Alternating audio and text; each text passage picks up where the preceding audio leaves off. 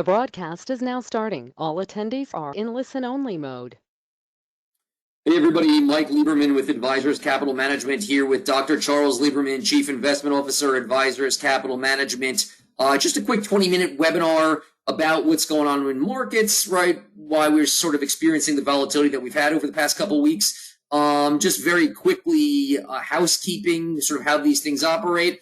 If anybody has any questions, go ahead and type them into the chat box. We will try to answer them in real time. We're going to try and keep this to 20 minutes because it's the end of the day and we're sure everybody wants to go home if you're not already home.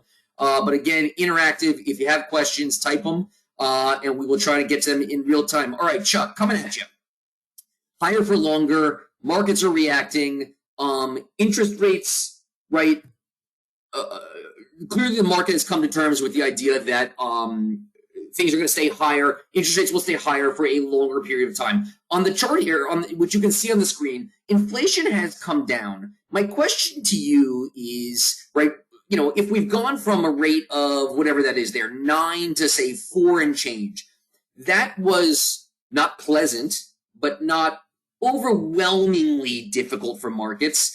How much harder is it for the Fed to go from, say, 4 to the target of 2? The answer is it's quite hard. The easy part has been done. All you needed was to have prices stop rising at a rapid clip, and that brings the rate of inflation down. And in some cases, the rise in inflation to 9% was because of all kinds of shortages. We didn't have chips, we didn't have parts. There were lots of dislocations all over the place with the supply chain. So prices ran up on scarcity. And as supplies increase of all kinds of things, then the prices revert to more normal levels. And we've seen that, you know, a great example is the auto industry, where when you bought a car, let's say a few years ago, you paid MSRP minus some discount that you negotiated. And then, of course, when cars became scarce, you paid a premium, and the dealer told you what the premium was. Well, as car availability increases, you go back to discounting off of MSRP. I'm trying to get a car now, and there is no discounting off of MSRP. It's a painful process. It's like, here's the price. There's also a strike going on, Mike. Here's the price. Add 20 grand. I'm like, well, then that's not the price, but okay. The mandate is 2%, right?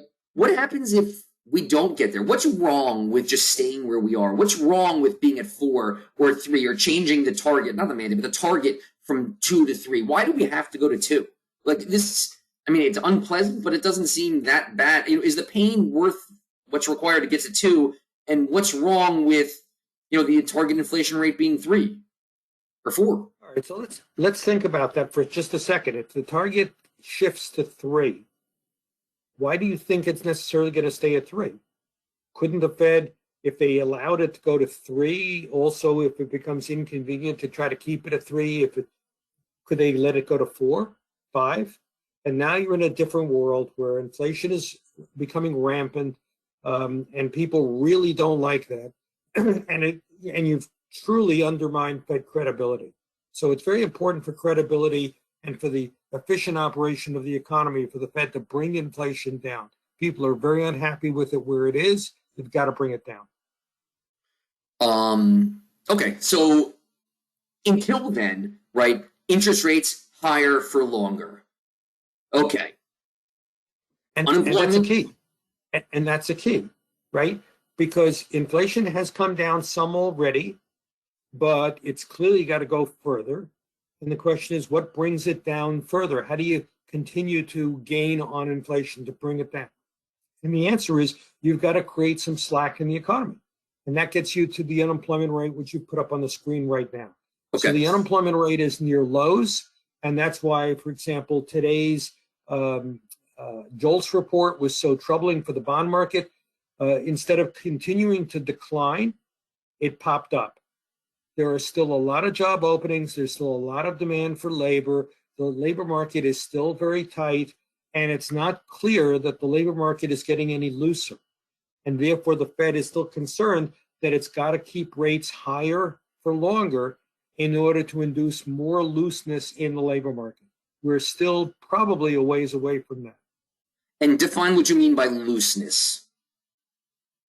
Uh, so looseness could mean a surge in unemployment, or it could be a soft landing where slowly job growth continues to decline. We had been running, if you recall, 400,000 or more per month for quite a while. More recently, we're running, call it 150 to 175. And even that's too strong because the underlying growth rate of the labor force is probably in the ballpark of 50 to 100,000. Now, over the past year, it's actually surged. It's gone to closer to 150,000. So for the last year or so, the unemployment rate's been relatively flat. But it's not likely that we can continue to see that kind of rapid growth in labor force participation. And so we need job growth to drop down below 100,000 on a sustained basis. And we're not there yet.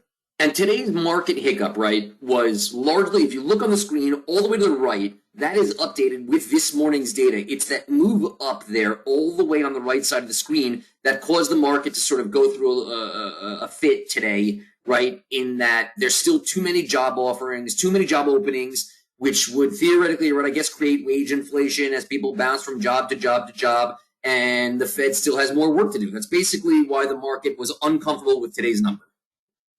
Yeah, and until even before today, the bond market has sold off a fair amount because far too many economic reports were coming in showing some degree of strength.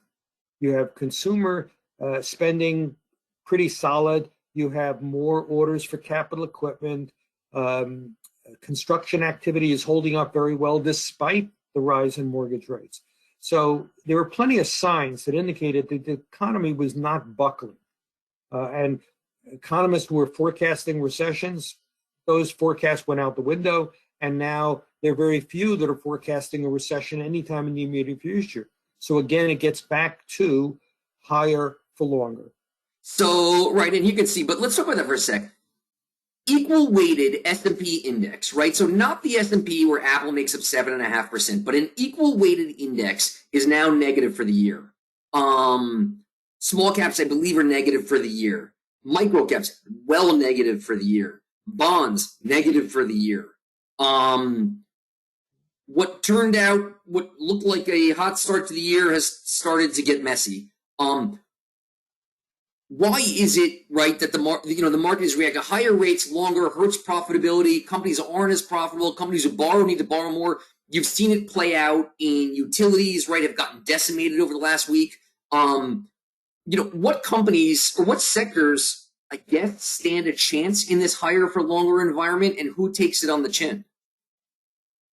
Well, it's not so much companies or industries get decimated so much as growth slows.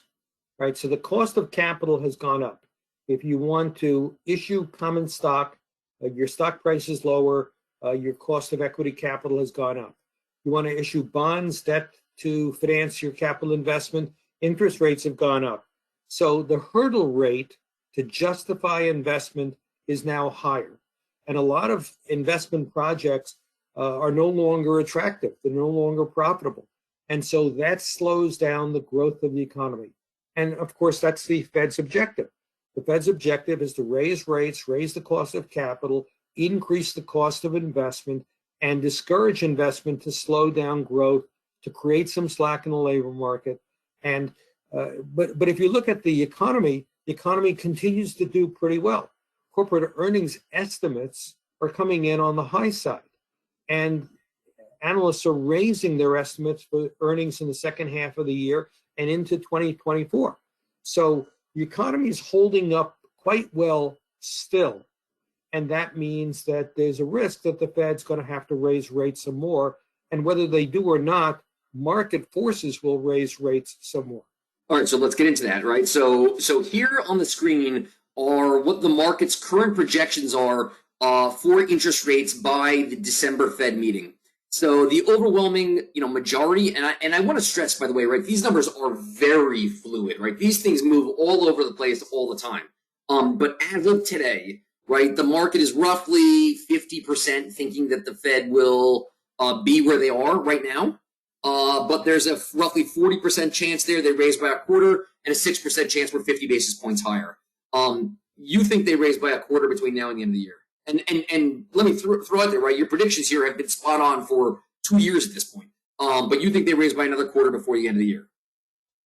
Yeah, and part of it is listening to what they're saying, right? If you listen to what they say, there are a bunch of them that would like to leave policy unchanged, and that's reflected in the market expecting them to leave policy unchanged. More than half, just over half the market thinks that that's going to happen, and it's a reasonable expectation.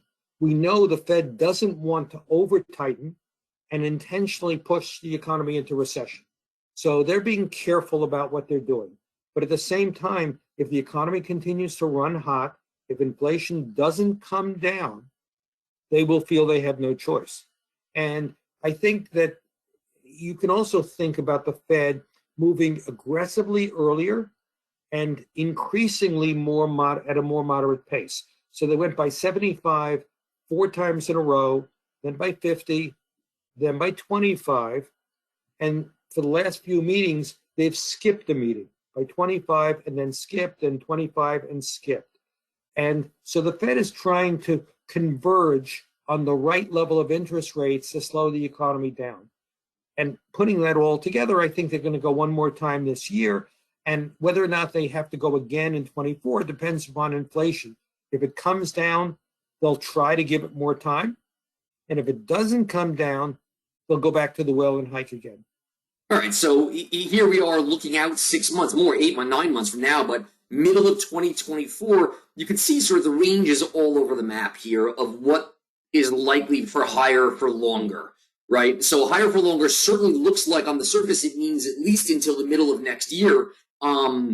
Is this, the fact that we're all over the map here, does that just mean that it's too hard to tell, that we don't have enough data, that we're very data dependent, what the Fed does here? Yeah, that's one key piece of it. And people with those two end regions have very different views of the world. So over on the far left, where some people are forecasting the funds rate to go to 4.5, 4.75, those people are anticipating a recession. And they're anticipating inflation coming down pretty rapidly because of a weak economy. And if that's your view of the world, it's consistent with those kind of interest rate projections. On the flip side, on the other end of the spectrum, you have some people who think the economy is going to continue to run hot, and therefore the Fed's going to have to come back and do a couple more hikes over the course of 24. So you have different views being expressed in these probabilities for different rates. So I got some questions coming in. I'm going to try and pepper them in as to when they're most relevant. The first one here, though, comes in, thoughts on stagflation, right? Is that a concern here? Okay, so that is a media hype.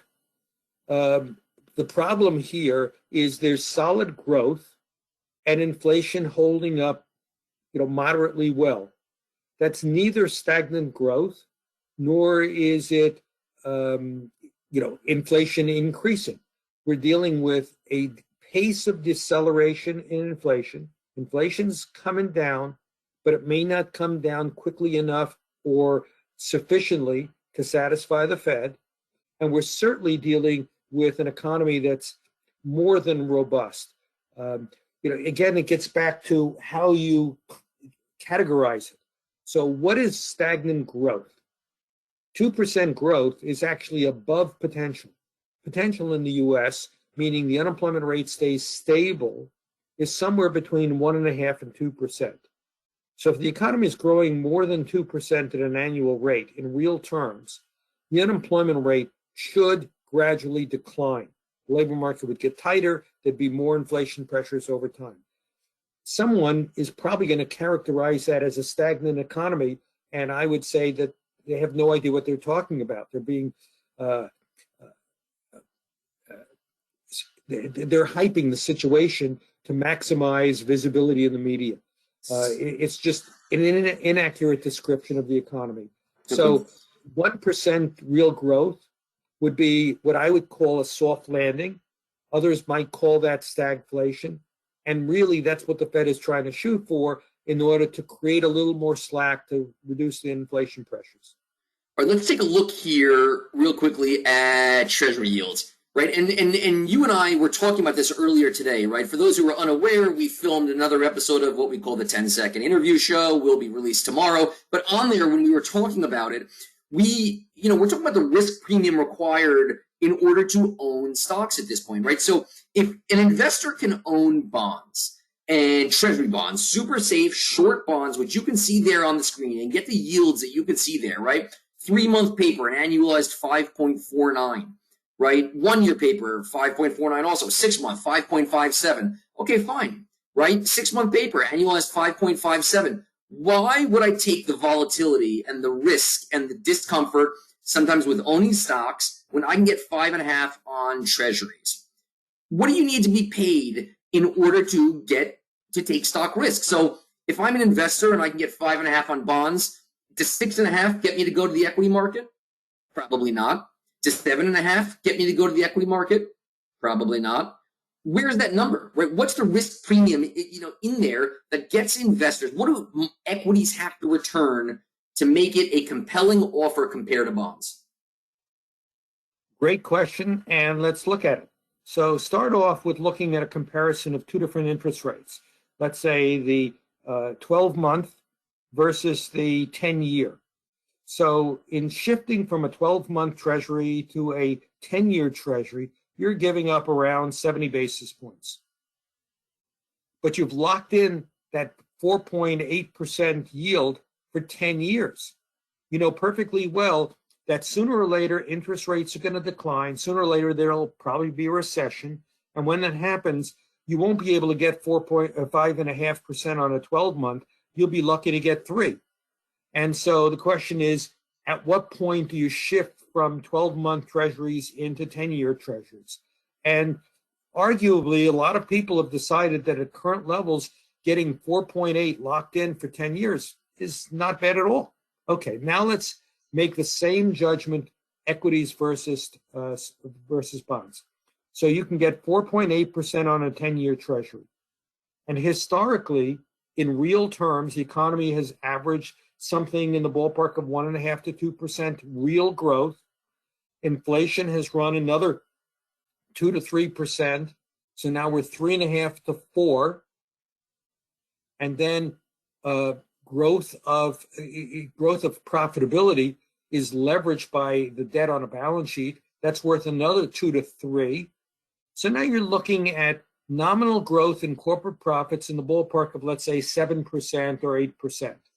And historically, the stock market has done that or slightly more than that. So your comparison is 4.8 versus, let's say, 8. An 8% total return in stocks. I think this is that worth the volatility?